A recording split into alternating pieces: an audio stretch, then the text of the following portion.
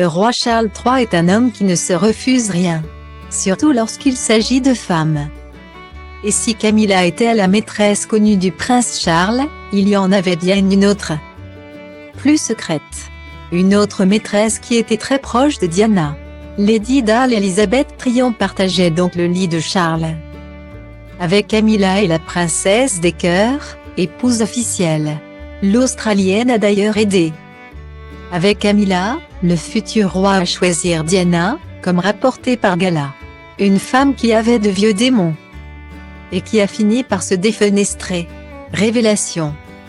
Si Diana a toujours détesté Camilla Parker Bowles, nouvelle reine consort, elle adorait Lady Dale Elizabeth Tryon et portait même certaines de ses créations. Née en 1948 à Melbourne, Australie, elle a passé son enfance dans les hôpitaux en raison d'une maladie à la moelle épinière dont elle était atteinte depuis la naissance. Elle s'est installée à Londres au début des années 1970 et a épousé un ami du prince de Galles, Lord Tryon. Charles III, alors encore prince Charles, tombe sous le charme de la jeune femme qu'il trouve pétillante, drôle, sexy, nature.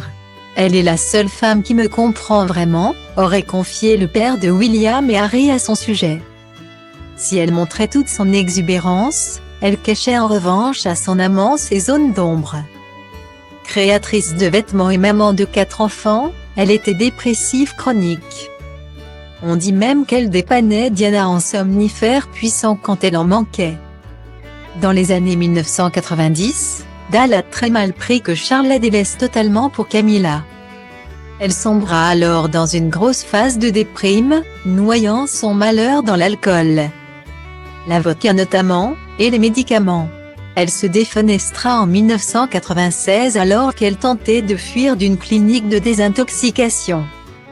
Lady Dale Elizabeth Tryon a fini avec la colonne vertébrale brisée et le crâne également. En fauteuil roulant, elle a ensuite dû faire face à la demande de divorce de son époux.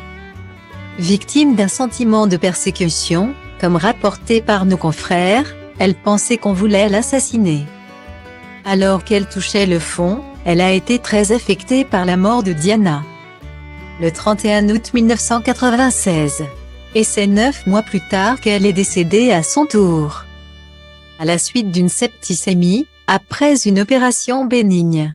La maîtresse de Charles avait alors 49 ans. Un décès qui a marqué le futur héritier puisque le fils de feu Elisabeth II a été effondré. Heureusement, Camilla, déjà à ses côtés, a répondu présente pour le réconforter.